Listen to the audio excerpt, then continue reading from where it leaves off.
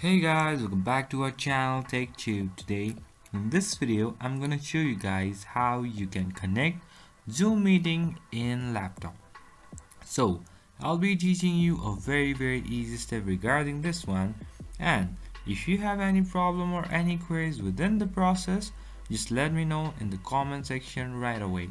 Now without any further delay, let's just get started. So firstly, what you need to do is you need to go to your, let's say, Zoom app. And then what you need to do is you need to go over here, log in with your account first, and you'll be over here. So first, now what you need to do is you need to go to join over here.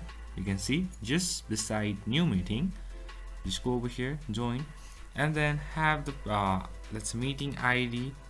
So let me just enter the meeting ID first, and then you can choose do not connect audio, turn off my video as per your requirements, and then have a meeting password, and then just join meeting, and that's how you do it. So I hope this video is helpful for you guys. So thank you for watching our video, guys. If you like our video, please leave a like and do not forget to subscribe our channel, and also hit the bell icon so you never miss an update from us. If you have any queries, just let me know in the comment section right away, and I will see you guys again in our next video. Till then, stay safe guys. Thank you for watching.